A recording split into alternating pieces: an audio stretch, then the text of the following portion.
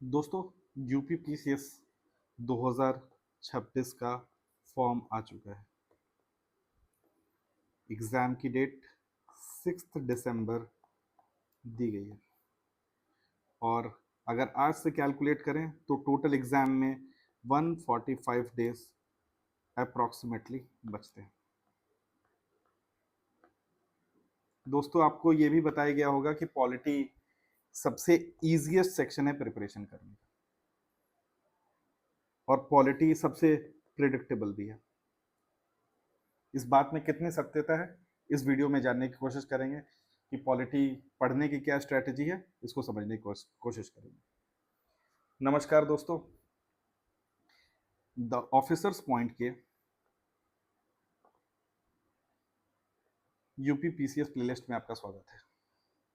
आज की इस वीडियो में जानेंगे कि पॉलिटी को कैसे पढ़ते हैं, पॉलिटी के क्वेश्चंस का नेचर किस तरह से बदल रहा है, पॉलिटी के पिछले कुछ दिनों का पिछले पिछले कुछ एग्जाम का ट्रेंड जानने की कोशिश करेंगे और ये समझने की कोशिश करेंगे कि पॉलिटी को बेस्ट वे में पॉलिटी से मार्क्स कैसे मैक्सिमाइज किए जा सकते हैं। तो दोस्तों, सबसे पहले अगर हम बात करें कि पॉलिटी को कैसे प्रिपेयर करना है, तो उसके लिए हमें ये जानना होगा कि पॉलिटी के लिए आपको ये पता होना चाहिए कि कितने क्वेश्चंस आते हैं हर साल। सबसे पहले कि प्रेडिक्टेबल है, 12 से 15% क्वेश्चन जो है पॉलिटी से आते ही आते हैं। 12 से 15% क्वेश्चन पॉलिटी से आते हैं। अगर हम पिछले 5 साल का एवरेज कैलकुलेट करें 2020 से लेकर 2025 तक, तो 19.5 क्वेश्चन एवरेज पर ईयर है। जैसे में कि 2020 में नंबर ऑफ क्वेश्चन 2020 में नंबर ऑफ क्वेश्चन 20 थे।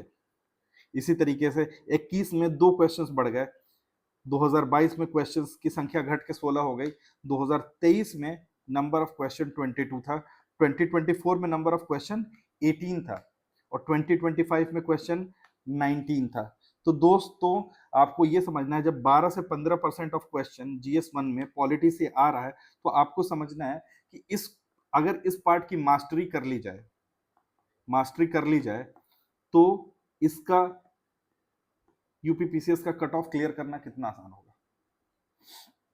तो दोस्तों, ये भी हम जानते हैं कि हमारे जो फेलो कॉम्पिटिटर्स हैं जो प्रिपेयर कर रहे हैं, उनका भी पॉलिटी पे काफी कमांड है और पॉलिटी को पढ़ने के लिए पॉलिटी पढ़ना इसलिए आसान होता है क्योंकि रिसोर्स कम है। बाकी अगर कंपैरिजन करें डिफरेंट डिफरेंट सब्जेक्ट से, तो पॉलिटी में 2 एनसीईआरटी और करंट अफेयर, इसके अलावा थोड़ी सी लक्ष्मीकांत के कुछ चैप्टर्स जो कि अगर पढ़ ली जाए तो अच्छे से कमांड की जा सकती है। लेकिन क्या इतने से ये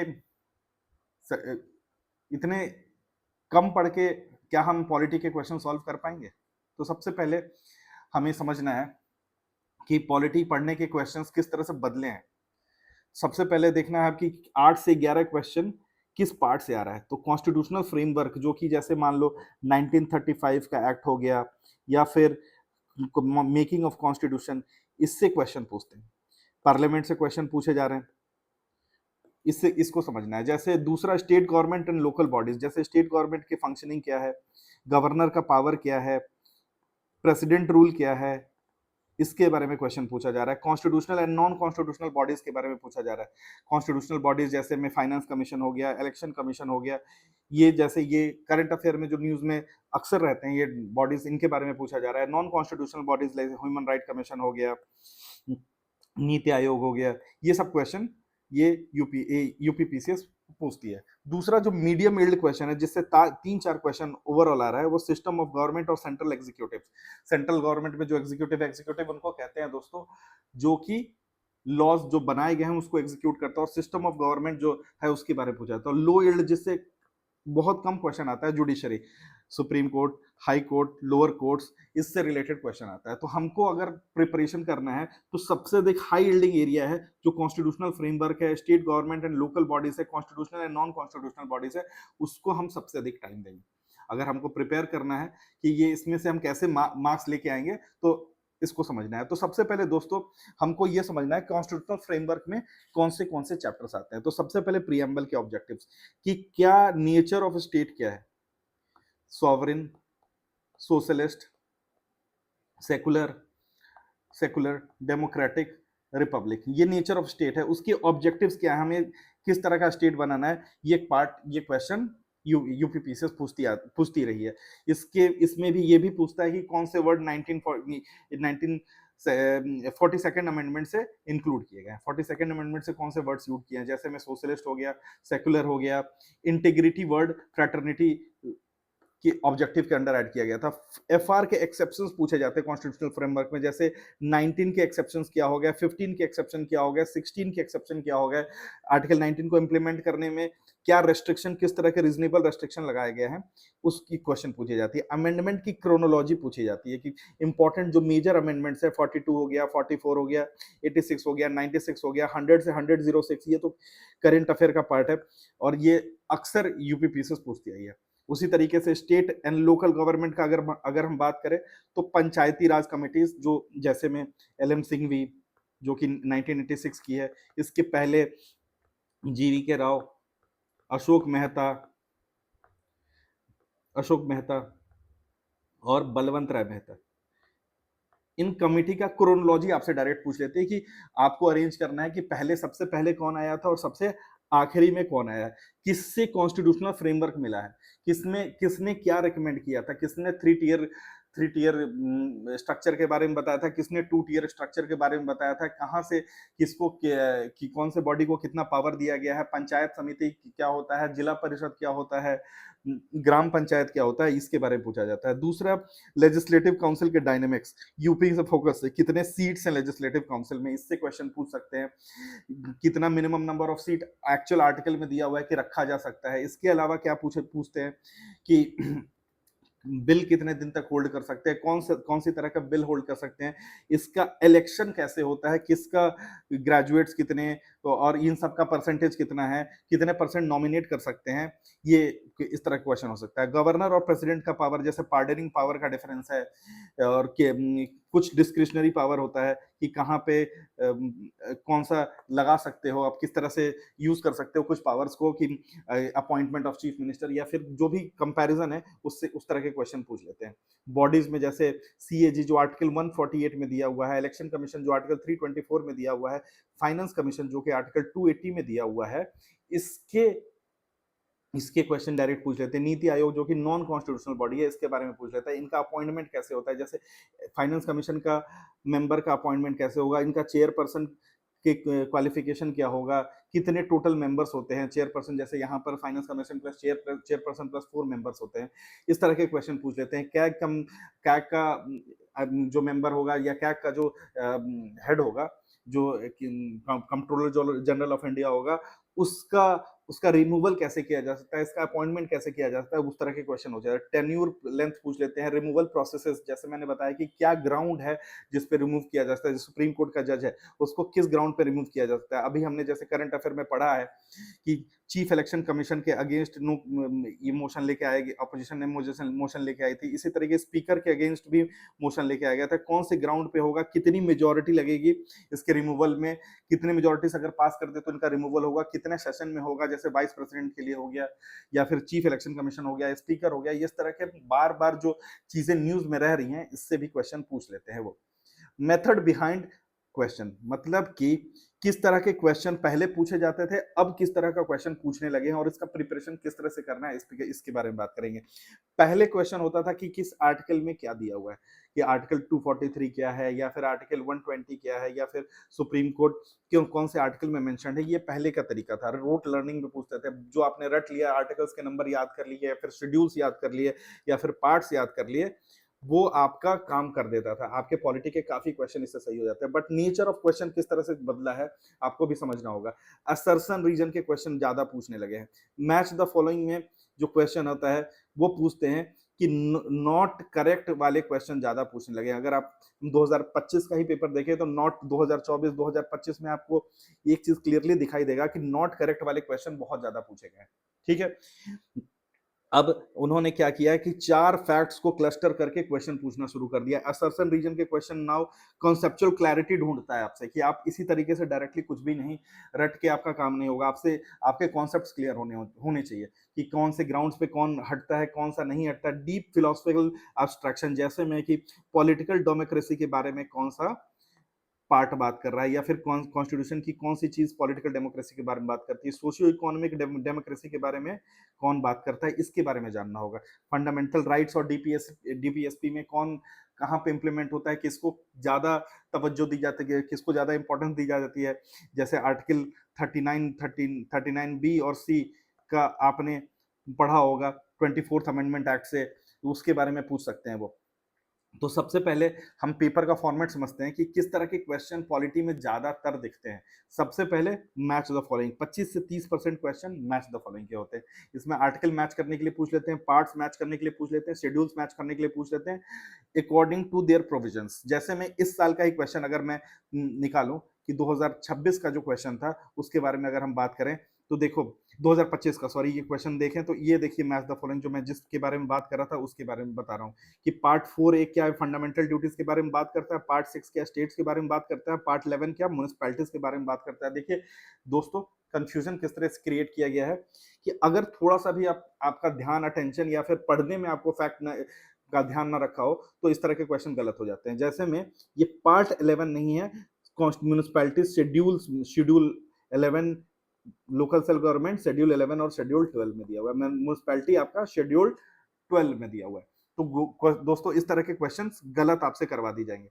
तो अगर आप ध्यान से इसको मैच द फॉलोइंग का नहीं समझे तो आपको समझ में। और क्वेश्चन देखो दोस्तों, जब मैं अभी थोड़ी देर पहले आपको बता रहा था कि नॉट करेक्टली वाले क्वेश्चन ज्यादा पूछ रहे हैं, तो ये 2025 का एक क्वेश्चन के एग्जांपल से मैंने आपको बताया कि किस तरह के क्वेश्चन पूछते हैं वो।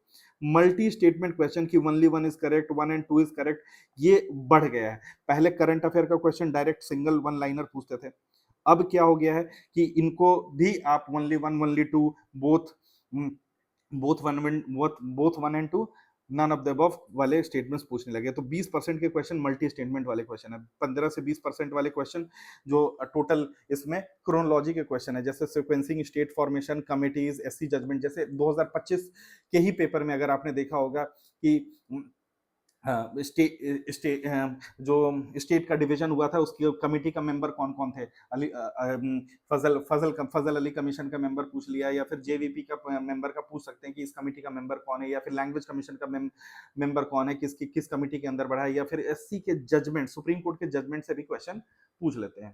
तो दोस्तों हमको समझना होगा कि क्वेश्चंस किस तरह के पूछे जा रहे हैं, इस पर ध्यान रखना होगा। असर्सन रीजन के क्वेश्चन 10 से 15%। तो ये जो अभी के पैटर्न है, इस पेपर को पॉलिटी का जो पार्ट है जीएस 1 में, इसको टफ बनाता है। खासकर ये असर्सन रीजन वाले क्वेश्चन बहुत ज्यादा गलत होने के चांस होते हैं। अगर हमको क्लैरिटी ना रहे, कॉन्सेप्चुअल क्लैरिटी ना रहे, तो ये क्वेश्चन बहुत ज्यादा गलत हो जाता है। मैच द फॉलोइंग में अगर हमको ये फैक्ट्स याद ना रहे तो वो भी गलत होने का चांस रहता है। अगर हमने ध्यान से मल्टी स्टेटमेंट के क्वेश्चंस को अगर ध्यान से नहीं पढ़ा तो उस तरह के क्वेश्चन भी गलत होने के चांस होते हैं। जैसे मैं एग्जांपल दे रहा हूँ क्रोनोलॉजी वाले क्वेश्चन, जैसे मैं अभी थोड़ी देर पहले बता रहा था, बलवंत राय, अशोक मेहता, जीवी के राव, एलएम सिंघवी, ये आपको याद रखना पड़ेगा। इस तरह के कुछ फैक्ट्स होते हैं जो कि रिपीट भी होते हैं, इससे पूछ लेते हैं। यूपीपीएससी आपसे रेयरली ये पूछेगा कि पंचायती राज कमेटी ने क्या रिकमेंड किया। जैसे मैंने बताया, हालांकि ये पूछने लगे हैं, इस तरह के कुछ चीजें पूछने लगे हैं, बट क्रोनोलॉजी वाले क्वेश्चन इस तरह से ज्यादा पूछते हैं, तो ये आपको याद रखना है। दूसरा क्या है, पार्ट्स और dynamic interaction, candidates over index articles याद रखना है। एक्सप्लॉइट, बार बार आपसे कुछ पार्ट को आर्ट के शेड्यूल में कंफ्यूज करके आपसे क्वेश्चन, मैंने जैसे आपको पहले बताया, मैच द फॉलोइंग में जैसे 371 ए से लेके स्पेशल स्टेट का दिया हुआ है कि कुछ कुछ स्टेट्स को स्पेशल प्रोविजंस दिए गए हैं, तो इसका मैच द फॉलोइंग पूछ लेंगे कि कर्नाटका हैदराबाद कहाँ है, गुजरात वाले रीजन का कहाँ पे है, या फिर नॉर्थ ईस्ट वाले कहाँ पे है, ये कौन से आर्टिकल्स में मेंशन है, ये मैच द फॉलोइंग में पूछ सकते हैं। इसी तरीके से करंट अफेयर का इंटीग्रेशन बहुत ज्यादा पूछता है। मान लीजिए कि जैसे मणिपुर में थोड़े दिन पहले प्रेसिडेंट रूल इन्होंने इम्पोज किया था, तो मणिपुर का क्वेश्चन ये पूछ सकते हैं कि प्रेसिडेंट रूल का कैसे इंपोज कर सकते हैं। 365 के आर्टिकल 356 के बारे में, अनुच्छेद 365 या 356 के बारे में पूछ सकते हैं, किसके पास पावर होता है, किसके रिपोर्ट से रिकमेंडेशन होता है। जैसे सीयूसी का अपॉइंटमेंट से है कि कौन से क्वेश्चन इसको ये कर रहा है। जैसे में इस साल ही सीयूसी कुछ पिछले कुछ टाइम से न्यूज में था, तो 2025 में इलेक्टोरल रिफॉर्म से क्वेश्चन आ गया था दोस्तों कि एपिक पहले आया, एपिक पहले आया, मतलब ये जो वोटर आईडी कार्ड जिसकी बात कर रहा हूँ, एपिक कार्ड बोलते हैं इसको। इसके अलावा या वोटिंग मशीन आया या फिर वीवीपैट आया, इसका क्रोनोलॉजी क्वेश्चन पूछ लिया था। तो जो भी चीज न्यूज में रहता है उसका हिस्ट्री, इसका स्टैटिक पार्ट जाके पूछते हैं ये। तो इस तरह से पेपर टफ हो जाता है। देखिए जो प्रिपरेशन करने का 2026 में अगर आपको एग्जाम निकालना है तो अप्रोच क्या होना चाहिए ये हमको समझना है कि हमको कंपैरेटिव मैट्रिसेस, मतलब कि जो भी क्वेश्चन पूछे गए हैं उसको साथ साथ याद करना है। जैसे मैं एग्जांपल में बता रहा हूँ कि टाइमलाइन मैपिंग कर लो, जैसे लिंग्विस्टिक रीऑर्गेनाइजेशन है तो ये कौन से स्टेट्स को किए गए हैं, किस तरह से पार्ट्स हैं, ये 371 ए से जे आपको कौन से पार्ट है, किसके बारे में बात करता है, कौन से स्टेट के बारे में बात कर रहा है, किस साल हुआ है, ये क्रोनोलॉजी भी याद कर लेंगे। तो आपका जैसे आपने आर्टिकल याद किया तो इसके साथ क्रोनोलॉजी भी याद कर लो, तो एक तरीके से आपने 2 क्वेश्चन प्रिपेयर कर लिया। तो यही इसमें बता रहा है कि side by side comparative matrices याद करिए, क्लस्टर में फैक्ट्स को याद करने की कोशिश कीजिए, जो एक्सेप्शंस है उसको क्लस्टर में याद करने की कोशिश कीजिए। जैसे मान लो आर्टिकल 19 है, उसके अंदर जितने भी एक्सेप्शन है उनको लिख लो कि फर्स्ट में क्या है, सेकंड में क्या है, एक्सप्रेशन के लिए क्या हो सकता है, प्रोटेस्ट के लिए क्या हो सकता है, मूवमेंट के लिए क्या एक्सेप्शन है, उनको क्लस्टर करके याद करो तो ज्यादा आपको याद करने में आसान रहेगा। विजुअल क्रोनोलॉजिकल टाइमलाइंस, या फिर ऐसा भी कर सकते हो कि कुछ छोटे छोटे निमोनिक्स बना लो कि इसमें ये हो सकता है, इसमें ये हो सकता है, इसके इसका फर्स्ट लेटर निकाल के आप उस कुछ आपने क्लस्टर करके निमोनिक्स बना लिए। विजुअल टाइमलाइंस में याद करने की कोशिश करो कि 1956 में ये हुआ था, 65 में ये हुआ, ऐसे चेंजेस हुए। तो इस तरह से आपको याद करने में काफी आसानी मिलेगी। ठीक है दोस्तों, तो इसके बाद हम देखते हैं 2026 के लिए आप एग्जीक्यूशन के लिए क्या कर सकते हो। तो जो मैंने सबसे पहले बताया, सबसे इंपॉर्टेंट मैंने आपको बताया था कि कुछ जो एरियाज है जिससे बहुत ज्यादा क्वेश्चन आता है, जैसे में कॉन्स्टिट्यूशनल फ्रेमवर्क, इसको जरूर से रिवाइज करो। इसको कम से कम 3 से 4 बार, अभी इस पार्ट को 3 से 4 बार कम से कम, और मैं तो रेकमेंड करूंगा 5 से 6 बार आप इसको पढ़ के रखना। इसके अलावा जैसे जिस एरिया से असर्शन रीजन के काफी क्वेश्चन आ रहे हैं उसको उस पर प्रैक्टिस करना है, ज्यादा से ज्यादा मॉक लगाना है। इससे इससे आपको बहुत ज्यादा अंडरस्टैंडिंग होगा। क्वेश्चन जितने लगाओगे, पीवाईक्यूज उस एरिया से पढ़ के रखो। यूपी पीसीएस बहुत ज्यादा पीवाईक्यूज पे काम करते हैं। रिवर्स इंजीनियरिंग करना सीखो पीवाईक्यू का, कि जो ऑप्शन दिया है ऑप्शन से क्वेश्चन बनाती है। अगली बार हो सकता है कि उस वो ऑप्शन आपका मेन क्वेश्चन में दिखे, तो आप ऑप्शन को भी रिकॉग्नाइज करो कि इस ऑप्शन, ये ऑप्शन क्यों गलत है, ये ऑप्शन क्यों सही है, इसको रिकॉग्नाइज करो और उससे रिवर्स इंजीनियरिंग करके गेस करने की कोशिश करो कि अगले साल का क्वेश्चन क्या आ सकता है। तो that will help you in the execution. इसी तरीके से आइसोलेशन में पढ़ना बंद करो। जैसे मैंने बताया कि अगर प्रेसिडेंट और गवर्नर का पावर आपसे पूछ रहा है, तो प्रेसिडेंट का अगर आपने कुछ पढ़ा कि जैसे कि ये पार्डनिंग पावर में क्या डिफरेंस है, तो यहाँ पर आपको डेथ सेंटेंस और ये होता है, यहाँ पर क्लियरली लिखा हुआ है कि डेथ सेंटेंस को माफ नहीं करता है। तो ये जो कंपैरिजन है आपको यहीं पर पता चल जाएगा कि प्रेसिडेंट का पावर कहाँ ज्यादा है और कहाँ नहीं है। यहाँ पर ये नेशनल और स्टेट फाइनेंशियल इमरजेंसी डिक्लेयर करता है, यहाँ पर ये सिर्फ स्टेट इमरजेंसी, नेशनल के केस में कोई नहीं है। तो आपने एक जगह टेबल बना के याद कर लिया प्रेसिडेंट का कहां पर ज्यादा पावर है या गवर्नर का कहां ज्यादा पावर, डिस्क्रिशनरी पावर कहां पे ज्यादा है, या फिर कॉन्स्टिट्यूशन में कौन सा पावर दिया हुआ है। तो आपको ये समझना है, आप इकट्ठे एक जगह जिसका क्वेश्चन ज्यादा पूछ रहे हैं उसको उस पर काम करने की जरूरत है। जो जैसे मैंने बताया कि दोस्तों कि इस तरह से क्वेश्चन बनाते हैं, जैसे इस क्वेश्चन को ही देखते हैं कि न्यू ऑल इंडिया सर्विस के बारे में बात किया गया है। ये 2025 का क्वेश्चन है दोस्तों, ये आर्टिकल 312 का क्वेश्चन है। अब इसमें पूछा कि national interest Rajya Sabha can pass a resolution for creating ये, और दूसरा है कि all India service must be passed by 2/3 of majority of total member of the house. अब देखो कंफ्यूजन यहाँ हो सकता है कि 2/3 होगा कि 1/2 होगा या फुल मेजॉरिटी होगा। इस तरह के कॉन्स्टिट्यूशनल अमेंडमेंट के लिए क्या किया जा सकता है। तो इस तरह के क्वेश्चन भी अब घुस घुस के आपसे जानबूझ के यूपीपीसीएस पूछना चाह रही है। आपका नॉलेज अवेयरनेस आर्टिकल से इंपॉर्टेंट आर्टिकल से, क्योंकि all India service is an important article और इससे क्वेश्चन पीवाईक्यू में भी आपको दिखेगा। तो इसमें पहले ये पूछ लेते थे कि आर्टिकल ऑल इंडिया सर्विस कहां पे था, अब इसके प्रोसेस के पूछते हैं कि ऑल इंडिया सर्विस कैसे पास होता है। तो ये नए टाइप का जो डेवलपमेंट है उसके हिसाब से हम अपने अगर प्रिपरेशन को अडेप्ट नहीं करेंगे तो हम अपने मार्क्स को मैक्सिमाइज नहीं कर पाएंगे। अगर हमें अपने मार्क्स को मैक्सिमाइज करना है दोस्तों, तो हम आज के जो चेंजिंग पैटर्न है उस पर बात करेंगे। दोस्तों अगर हमको इस एग्जाम का कट ऑफ क्लियर करना है, समझना है, तो we have to understand this कि आपको प्रिपरेशन को भी अडेप्ट करना पड़ेगा, प्रिपरेशन को भी अडेप्ट करना पड़ेगा, चेंज करना पड़ेगा, रियलिटी के साथ उसको लिंक करना पड़ेगा। तो दोस्तों अगर आपको ये वीडियो अच्छा लगा, अगर ये वीडियो अच्छा लगता है तो आप प्लीज इसको लाइक दो, इस पे कमेंट करो। और मैं चाहता हूं दोस्तों कि अगर आपको और भी सब्जेक्ट की इस तरह के एनालिसिस चाहिए तो आप प्लीज कमेंट बॉक्स में लिखो, मैं आगे इस तरह के वीडियोस अपलोड करता रहूंगा। तब तक के लिए दोस्तों, study well and all the best for the